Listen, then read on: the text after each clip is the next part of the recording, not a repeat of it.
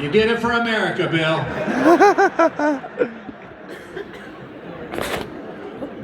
It's like when we lived in LA, they opened up this new Mexican food restaurant that got really popular really fast, to the point that you had to wait like 3 to 4 months to get a reservation.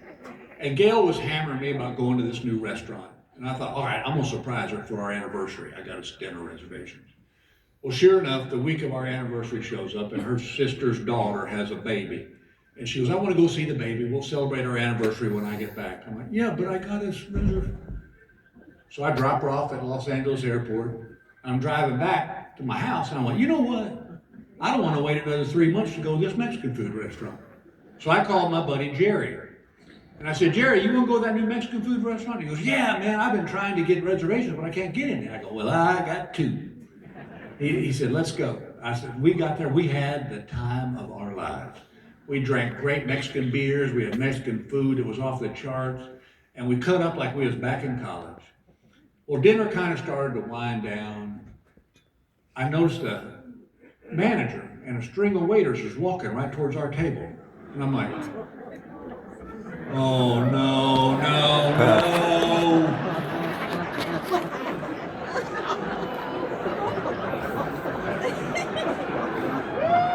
When I made the reservation, the young lady said, is this a special occasion? And I said, yes, ma'am, it's my wedding anniversary. And she said, well, for $75, we'll create a special dessert for you and your wife. The mariachi band will sing y'all a Spanish love song. And I remember thinking, Gail Engvall will love that. Well, I'd forgotten about that little tidbit because the train is coming. And my buddy Jerry's got his back to him so he can't see what's coming. And I'm like, oh, man. They surround our table and my friend's like, what the hell's going on? The manager somehow produces a gong out of his jacket and goes, whang! And turns to the entire restaurant and goes, ladies and gentlemen, would you please join me in wishing the Engvalls a very happy wedding anniversary? And my buddy Jerry's like, what the hell, man?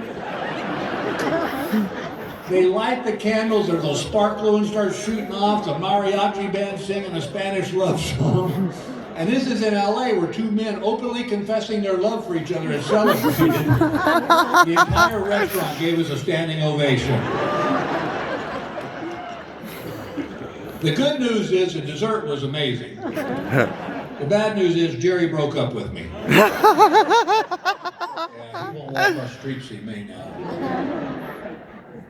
But there's just been those little things all my life I've dealt with these things.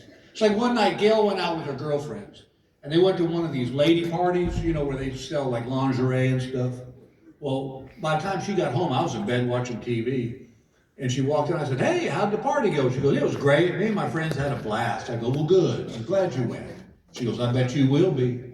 I said, what are you talking about? She goes, I bought you a little something. I said, did you really? And she threw on the bed a pair of baby blue silk boxer shorts with a little red rose right there.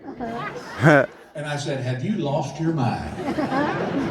She said, fine, sorry I thought about you, and walked out of the room. I'm like, oh, way to go, Bill. All I had to do was say thank you, put them up in the closet, nobody ever sees them again. But I tried to be Mr. Funny Man, and I hurt her feelings, and I felt bad.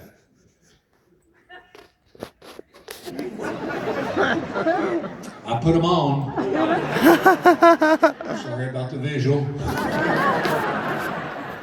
I put those things on, I kind of sashayed into the kitchen. I go, well, what do you think, baby? She goes, good God. I said, hey, you bought them. She goes, yeah, for me to wear for you, Bill.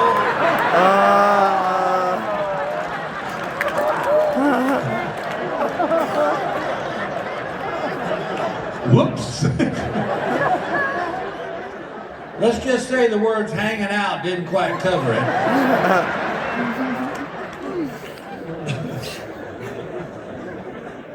One of the cool things about this job is you get to do things that normally you wouldn't have ever had the opportunity.